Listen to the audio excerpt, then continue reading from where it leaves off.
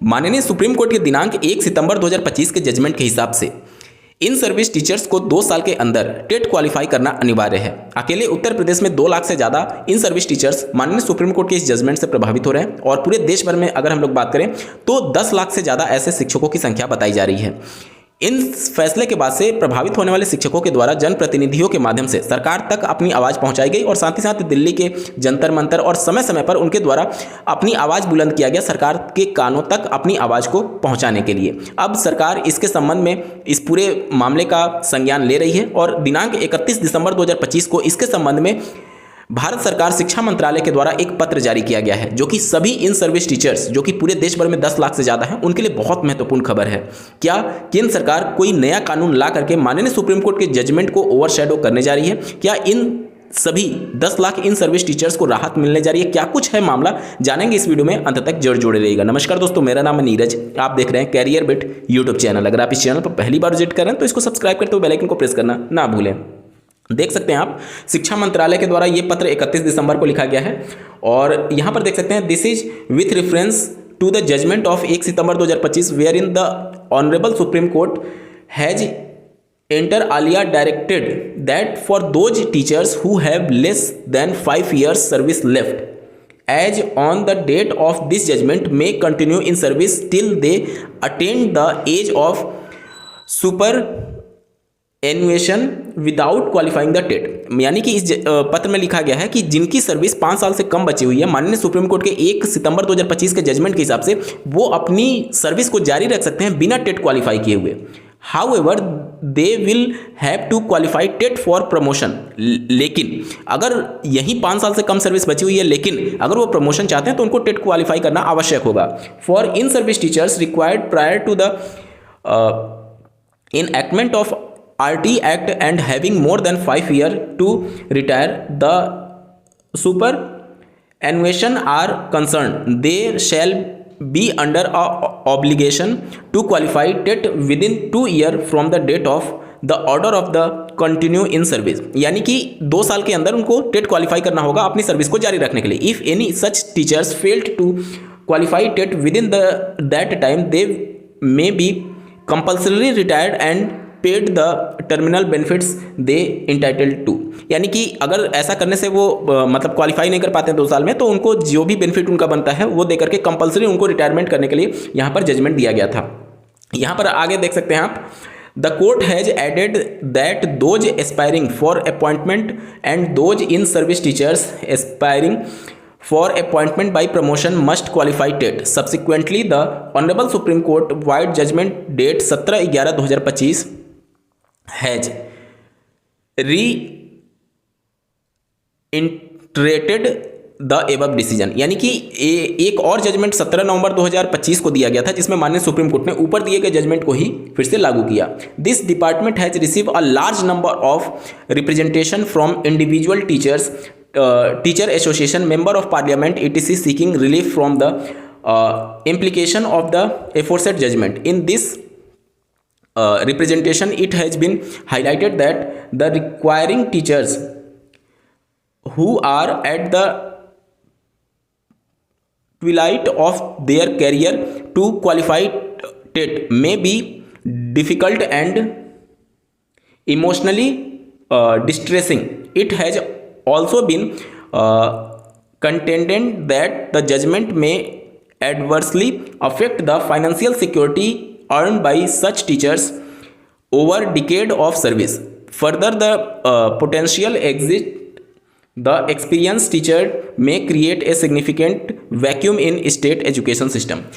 अब देखिए यहाँ पर ये पूरा बहुत स्पष्ट तो नहीं है, लेकिन इनके द्वारा ये कहा गया है दूसरे नंबर पॉइंट में कि बहुत सारे जो मेंबर ऑफ पार्लियामेंट हैं और जनप्रतिनिधि हैं, उनके माध्यम से, इंडिविजुअल टीचर के माध्यम से और टीचर एसोसिएशन के माध्यम से इनके पास पत्र पहुंचा है, जिसमें उनसे रिक्वेस्ट ये किया गया कि माननीय सुप्रीम कोर्ट के आदेश पर संज्ञान लेते हुए इसमें राहत दी जाए। क्योंकि बहुत सारे लोग ऐसे हैं जो कि 50 साल, 45 साल, 53 साल के हो चुके हैं। अब इस टाइम पीरियड में पढ़ करके पास करना उनके लिए कठिन है और साथ ही साथ फाइनेंशियली भी उनको दिक्कतें आ सकती हैं और साथ ही साथ जो राज्य सरकार का जो एजुकेशन सिस्टम है वो भी फेल हो सकता है अगर इतने बड़े शिक्षकों पर एक साथ कार्रवाई करते हुए इनकी सर्विस को खत्म किया जाता है।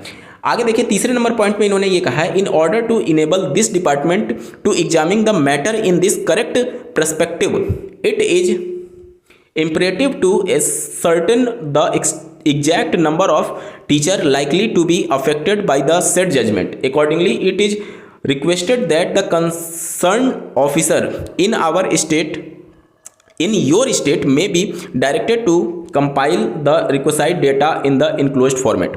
अब इनके द्वारा सभी राज्यों को एक फॉर्मेट दिया गया है, उस फॉर्मेट के माध्यम से ये सब कुछ डेटा मांग रहे हैं कि एक्चुअल में कितना एग्जैक्ट डेटा है जिससे ये टीचर डायरेक्टली प्रभावित हो रहे हैं। अब उस डेटा में 5 साल से जिनकी कम सर्विस बची है उनका डेटा मांगा गया है, प्राइमरी में ऐसे कितने टीचर हैं जो इनका 5 साल से कम बचा हुआ है, अपर प्राइमरी में कितने हैं, इसके अलावा 5 साल से ज़्यादा वाले प्राइमरी और अपर प्राइमरी सबका डेटा यहाँ पर मांगा गया है। ठीक है, 5वें नंबर पॉइंट को ध्यान से पढ़िएगा। I would further request that comments on the implication of judgment with respect to your state UT and possible pathways to provide relief to the affected teacher may also be furnished. While providing the comments, appropriate legal opinion may please be solicited from the competent authority in your state UT.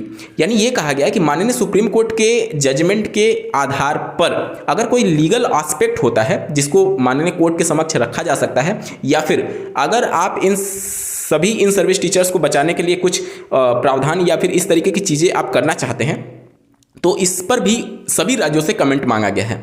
मतलब कि जितने भी इन service teachers हैं, 10 लाख की संख्या जिनकी बताई जा रही है, उनके लिए राज्यों से भी सुझाव मांगा गया है कि क्या कुछ किया जा सकता है इस पूरे मामले में, और अगर कोई लीगल एस्पेक्ट है तो इस पर भी सुझाव मांगा गया है। अब देखिए क्या कुछ हो सकता है, इसके बारे में बात करते हैं।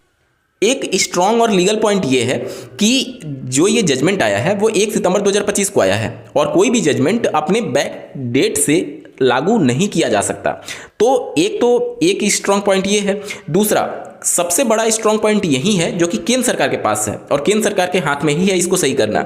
इनके द्वारा जब 2017 में आरटी एक्ट में संशोधन किया गया तो इसको बैक टेस्ट डेट यानी कि 2015 से इसको लागू किया गया और ये बोला गया कि 5 साल का समय दिया गया है जिसमें सभी इन सर्विस टीचर्स को आरटी एक्ट के धारा 23 के उपधारा 1 में निहित जो न्यूनतम शैक्षणिक अर्हता है उसको हासिल करना होगा। अब न्यूनतम शैक्षणिक अर्हता में अगर आप आरटी एक्ट को पढ़ेंगे तो उसमें 2 बातें मेंशन की गई हैं। पहला कि जो एनसीटी की गाइडलाइन है 2010 वाला 23 अगस्त 2010 वाला, उसमें 2 मिनिमम एजुकेशनल है। एक तो आपके पास डीएलएड होना चाहिए प्राइमरी के लिए और अपर प्राइमरी के लिए डीएलएड और बीएड में से कोई एक होना चाहिए, ठीक है।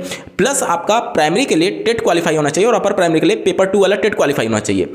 तो जब इन्होंने संशोधन किया 2017 में और ये कह दिया कि 2015 से 4 साल यानी 2019 तक 31 मार्च तक सारी एजुकेशनल क्वालिफिकेशन आपको एक्वायर करना होगा, तो इसमें ये संशोधन करके एक क्लॉज ये जोड़ सकते हैं कि एजुकेशनल क्वालिफिकेशन एक्वायर करना होगा, टेट एक्वायर करना कंपलसरी नहीं है। अगर ये क्लियर कर दिया जाता है तो सारे लीगल जो भी चीज़ें हैं वो काफ़ी स्ट्रांग हो जाएंगे इन सर्विस टीचर्स के परिप्रेक्ष्य में। मतलब कि इस पूरे मामले में अगर लीगल एस्पेक्ट देखा जाए तो केंद्र सरकार के पास ही है, वो संसद से जो आरटी एक्ट 2017 में संशोधित किया गया उसको पुनः एक बार संशोधित करना होगा, जिसमें ये क्लियर मेंशन करना होगा कि माननीय कि जो आरटी एक्ट 2009 है उसमें जो 2017 में संशोधन किया गया, 2015 से लागू करते हुए 4 साल का समय दिया गया था, उसमें मिनिमम एजुकेशनल क्वालिफिकेशन की बात की जाए, टेट की बात ना की जाए, तब जाकर के इनको राहत मिल सकती है।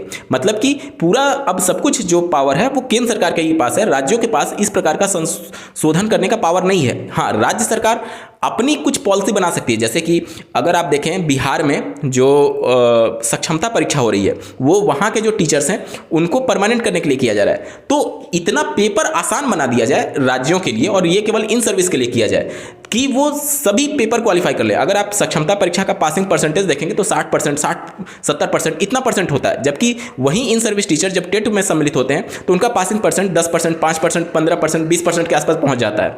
तो आप समझ पा रहे होंगे कि आखिर सक्षमता परीक्षा में इतना पासिंग परसेंटेज क्यों हाई हो रहा है, क्योंकि वहां पर पेपर का लेवल बहुत कम है टेट की तुलना में। तो अगर कोई राज्य सरकार अपने इन सर्विस टीचर्स की नौकरी बचाना चाहता है तो टेट करा ले और इतना आसान पेपर कर दे कि सभी के सभी उसको पास कर ले, क्योंकि माननीय सुप्रीम कोर्ट ने यह कहा है कि टेट पेपर क्वालिफाई होना चाहिए 2 साल में, कठिन टेट पेपर पास होना चाहिए, ये उन्होंने नहीं कहा है। तो 2 ही रास्ते दिख रहे हैं, एक तो टेट इन सर्विस टीचर्स के लिए कंडक्ट कराया जाए राज्य सरकार के द्वारा, और वो पेपर इतना आसान बना दिया जाए कि 100% लोग पास हो जाए। और दूसरा कंडीशन ये हो सकता है कि अगर टेट से बिल्कुल ही राहत देना है तो आरटी एक्ट के धारा 23 के उपधारा 2 में जो मिनिमम एजुकेशनल क्वालिफिकेशन में 2 क्वालिफिकेशन की बात की गई है, पहला टेट और दूसरा बीएड और डीएलएड, तो जितने भी इन सर्विस टीचर्स हैं उनको तो ट्रेनिंग दिला ही दी गई है 31 मार्च 2019 तक, जो आपको ब्रिज कोर्स के माध्यम से या फिर एनआईएस डीएलएड के माध्यम से दिलाया गया, तो वो ट्रेनिंग तो कंप्लीट है। और दूसरा जो टेट वाला है उसमें फिर से संशोधन करके टेट को उससे अलग रखना होगा, तभी जाकर के माननीय सुप्रीम कोर्ट के माध्यम से कुछ राहत मिल सकती है। उम्मीद करता हूं आपके सभी डाउट्स क्लियर हो गए होंगे। निश्चित तौर पर सभी इन सर्विस टीचर्स के लिए एक पॉजिटिव डायरेक्शन केंद्र सरकार के माध्यम से दिखाया गया है। अब राज्यों के ऊपर डिपेंड करता है कि वो क्या सुझाव देते हैं अपने राज्यों के इन सर्विस टीचर्स को की नौकरी को बचाने के लिए। लेकिन निश्चित तौर पर इन सर्विस टीचर्स के लिए बहुत अच्छा ये पहल है केंद्र सरकार के माध्यम से।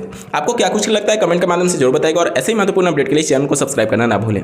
इस वीडियो को देखने के लिए आपका बहुत बहुत धन्यवाद। भगवान करे आपका दिन शुभ हो।